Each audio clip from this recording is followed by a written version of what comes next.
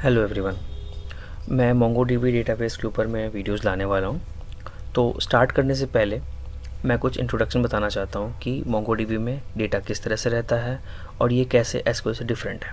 तो सबसे पहले मैं एग्जांपल लेता हूँ एसक्यूएल का कि एक यूज़र टेबल है और एक उसका एड्रेस है और उसका प्रोफाइल है। तो ये किस तरह से डेटा को स्टोर करेगा एसक्यूएल।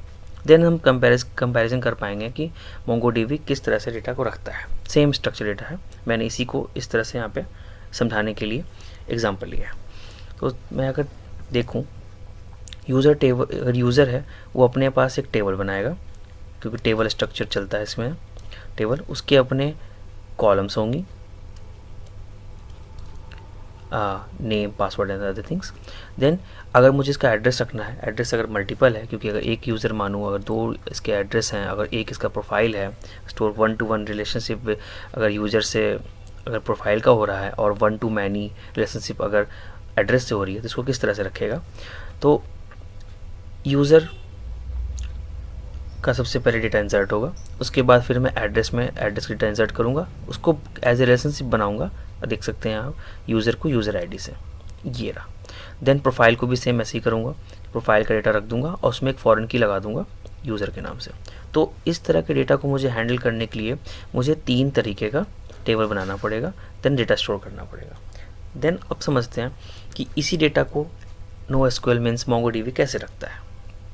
मैं मोंगोडीबी डेटाबेस के ऊपर बात कर रहा हूँ, तो मोंगोडीबी कैसे रखता है। NoSQL में डेटा रखने के तरीके बहुत सारे हैं, बहुत सारे डेटाबेस हैं, जैसे कसांड्रा हो गया, उसके बाद हमारे पास में डॉक्यूमेंट डीबी अमेज़ॉन का है, वो भी है। तो देन मोंगोडीबी कैसे रखता है आप समझते हैं। जो मोंगोडीबी है उसके अंदर टेबल्स नहीं होते, कलेक्शंस होती हैं। आप समझ सकते हैं कि टेबल और कलेक्शन एक ही है, ठीक है। देन अब समझते हैं कि कैसे डेटा रहता है। तो जो हमारे पास एसक्यूएल में जो रोज़ होती हैं, यहाँ पे होती हैं डॉक्यूमेंट्स। देन जो हमारे पास कॉलम्स होते हैं, यहाँ पे होती हैं कीज़, और उन कीज़ की अपनी वैल्यूज़ होती हैं। मोंगोडीबी में क्या होता है कि डेटा टाइप रिस्ट्रिक्टिव नहीं है ये। हाँ, इंटरनली ये अपने डेटा टाइप्स को मेंटेन करता है, बट अगर हम कहें कि जैसे एसक्यूएल में नेम अगर कोई की है, नेम अगर कोई कॉलम है, उसके डेटा टाइप अगर वैरकैर है, तो बट यही सेम चीज़ NoSQL में अगर हम इसको कहें कि नेम जो है अगर स्ट्रिंग में सेव कर रहे हैं, तो अगर नेक्स्ट इसका डॉक्यूमेंट जो बनाएंगे वो हम इसमें इंटीजर भी रख सकते हैं। तो ये हमारे पास डेटा की फ्लेक्सिबिलिटी है क्योंकि नो स्ट्रक्चर्ड है। क्योंकि अगर मेरे पास में अगर मैं इस टेबल में अगर सेम तरीके का डेटा रख रहा हूँ, तो नेक्स्ट इसका जो डॉक्यूमेंट में मैं डिफरेंट तरह का डेटा रख सकता हूँ। तो अब देखते हैं कि इन दोनों को मैंने कैसे मैप किया है। तो जो यूज़र टेबल है उसको मैंने पूरा यहाँ से एक मैं यूज़र मान रहा हूँ, एक पूरा यूज़र है का डॉक्यूमेंट है ये। देन अगर मुझे एड्रेस रखनी है तो मैं इसमें एम्बेड डॉक्यूमेंट को यूज़ करूँगा। और एक चीज़ और, एम्बेड डॉक्यूमेंट्स मतलब वो होते हैं कि एक नया तरीके का डेटा ऑब्जेक्ट जो कि हम इसमें एज ए रेफरेंस कर रहे हैं। बट रेफरेंस करने का मतलब ये होता है इंटरनली मैप करता है, पर हम एज ए इसको एरे ऑफ डॉक्यूमेंट में इस तरह से बना के रख सकते हैं। आप देख सकते हैं कि जो हमारे पास एड्रेस है, मैंने सेम तरीके के कीज़ को यहाँ पे रखा है, उसकी वैल्यूज़ को रखा है यहाँ पे, ये देख सकते हैं आप, ये रहा। एरे ऑफ डॉक्यूमेंट मीन्स इसके अंदर हम मल्टीपल रख सकते हैं।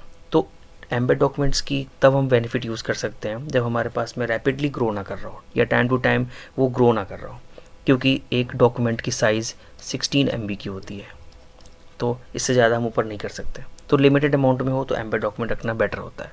नेस्टिंग हम इसके चाहे अंदर और भी कर सकते हैं। ये तो एरे ऑफ डॉक्यूमेंट की बात थी। अब प्रोफाइल को रखने का जो तरीका है वो मैंने प्रोफाइल को as a direct embed document में रखा है, इस तरह से हम रख सकते हैं। तो अब मुझे इसको अलग अलग तरीके के कलेक्शंस में तोड़ने की ज़रूरत नहीं पड़ी, ये एक ही कलेक्शन के अंदर में एम्बेड हो गया। बट मोंगोडीबी में भी ज्वाइन के कंसेप्ट्स होती हैं, तो हम लोग अलग कलेक्शन में रख करके लुकअप ऑपरेटर का इस्तेमाल करके, जो कि बहुत यूज़ होता है, उसको यूज़ करके हम 2 कलेक्शन को इकट्ठे जोड़ सकते हैं। तो आपने देखा कि किस तरह से मोंगोडीबी डेटा को रखता है। और रही बात डेटा टाइप्स के ऊपर में, तो डेटा टाइप्स के मैंने पहले ही बता चुका हूँ कि डेटा टाइप्स इसमें इतना कंसर्न नहीं होता, इंटरनली ये मैनेज करता है। हम इंसर्शन के टाइम पे डेटा टाइप को डिफ़ाइन कर सकते हैं, but as a collection level पे डेटा टाइप का कोई कंसर्न नहीं होता मोंगोडीबी में। सो एक बहुत बड़ी फ्लेक्सिबिलिटी होती है इसके अंदर में, इसको हैंडल करने के लिए। तो ये नो स्ट्रक्चर इसलिए हो पाया क्योंकि हमारे पास में, अब आप समझ सकते हैं इससे कि एसक्यूएल और नो एसक्यूएल में क्या डिफरेंट है। अगर एसक्यूएल में मैंने अगर यूज़र का एक स्कीम अगर मैंने डिफाइन कर दिया टेबल, तो हर बार जब वो इंसर्ट होगा तो ये वाले फील्ड्स उसके बनेंगे ही बनेंगे बार बार। हम इसके अलावा कोई फील्ड नहीं डाल सकते जब तक हम इसमें करें, या टेबल में हम खुद से डिफाइन ना करें कि ये कॉलम ऐड करो। बट नो एसक्यूएल में एक बहुत बड़ी बेनिफिट हो पाती है इससे कि अगर मैंने ये स्ट्रक्चर डिफाइन किया है तो नेक्स्ट हम चाहें तो इसका स्ट्रक्चर बदल सकते हैं। चाहे तो हम इसमें की हटा करके कोई और नाम डाल दें, लाइक एज इसमें एज लगा दें, like name password and address के बजाय एज कर दें, तो ये पूरा पूरा डिस्कार्ड भी कर सकते हैं नेक्स्ट में। और नेक्स्ट तो इसीलिए ये नो स्ट्रक्चर है।